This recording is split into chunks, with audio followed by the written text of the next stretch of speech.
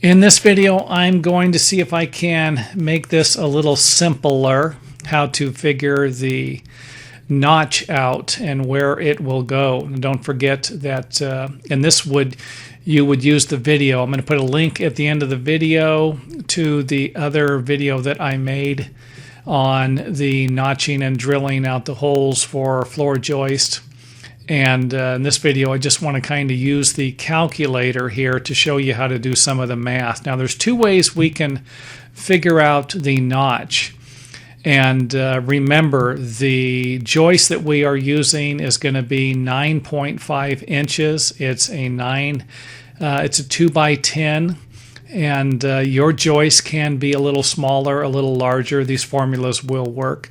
The maximum notch depth, this distance right here, is going to be 1/6 the joist depth.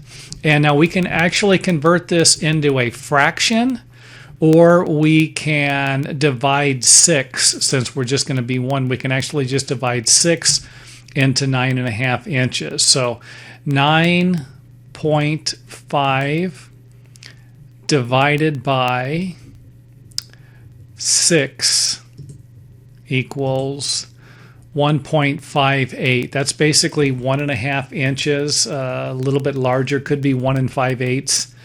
And this would be the maximum depth you could use here. And again, I'm just going to kind of go over some fractions to show you how you would enter it in on the computer. Now, here's what you're not going to want to do. So we use the first number, 9.5, and then we divided it by 6. Let's just go ahead and put 6 in first and divide 9.5. See what that equals. Okay, this isn't even close. Just in case you enter your numbers in backwards, and this is the reason why I'm making the video, you're always going to want to enter the 9.5 or the joist depth first, and then the number 6 or the number 3, depending on what you're doing here. Now, let me go ahead and clear this.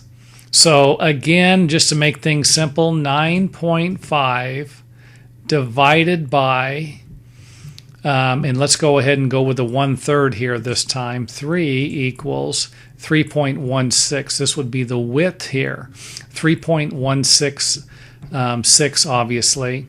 And you can always round that off to 3.17 here also. Round up. For those of you who don't know, rounding up would be any number above 5. So if you get to 5, that could be a questionable thing. Any number below 4, you would leave the number where it's at. So if this number right here, the 6, if it was 3.164, you would just leave the 6 where it's at. It would be 3.16 would be rounding down. If this number's higher than a 5, 3.166, then you could always round up. And the same thing would apply to the 1.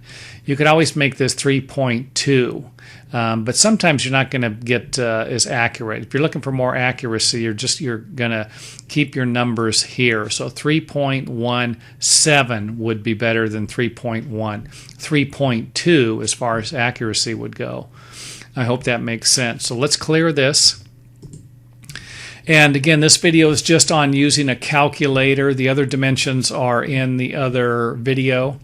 Another thing you can do if you're going to try and find a decimal for a number. So let's say that I'm looking for 1/3. I can actually take the 1, I believe it is, and we'll see here, and divide it by 3. And that equals 0.33. This would be the decimal here. So if I was going to convert 1/3 into a decimal, I would simply divide 3 into 1, what we just did.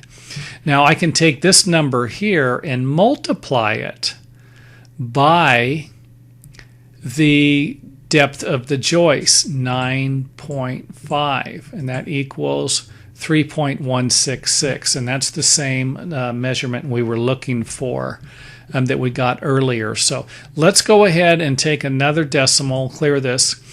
let's see what 1/6 would be as a decimal. I'm going to take 1 and divide it by 6 and see what I have. This comes out to be 1.66 as a decimal.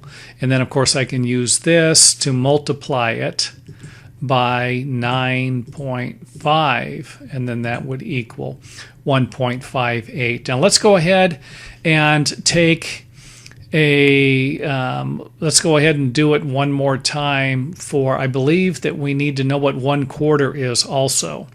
1/4 is the notch that you would take out of the bottom or the top of the plate. And again, watch the video for more information on the drilling for the joist holes. This is just how to use a calculator to figure out the maximum and minimum measurements here. So let's go ahead and figure out 1/4. Let's clear this. Clear. So I can divide 4 into 9.5. Let's 9.5 divided by 4 equals 2.375. Okay, 2.375 is 9.5 divided by 4. That would be 1/4 the distance of 9.5 inches. Let's clear this. And let's go to, and a lot of times it's easy to figure out a quarter. You can always use a dollar too. I like to say that. 1/4 of a dollar is 25 cents. Half of a dollar is 50 cents. 10% of a dollar is 10 cents. And I'm probably getting a little carried away here, but let's go ahead and figure out what the fraction 1/4 would be. And then we're going to do that by starting with 1 and dividing it by 4. And that equals 0.25 or a quarter. Now let's take 0.25, the decimal for 1/4, the fraction 1/4, and let's multiply that by 9.5 and see what that is. Now we're back to the same number. Now with this, I believe you can reverse the numbers also. Let's clear it.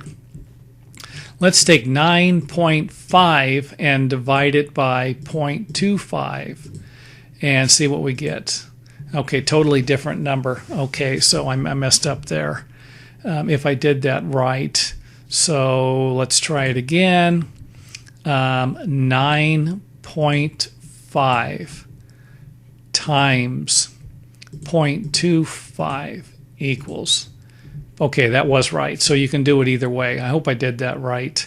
So 2.375. Clear this.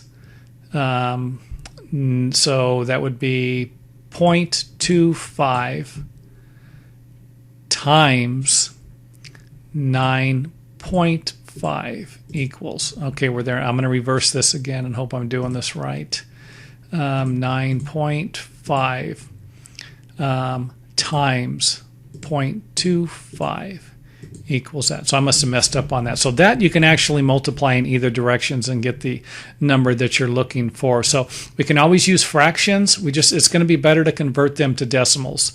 Now if this was 2/3 or 2/6, then that would be a little more. You couldn't just divide it into the depth of the joist. You would actually need to convert it to a decimal. So you hopefully by now you have a better understanding of how to convert a decimal to fractions and how to actually do the math to arrive at the calculations for the minimum sizes for the notches and the holes that would need to be drilled for the to make sure that you don't overcut or drill too big of a hole for a floor joist.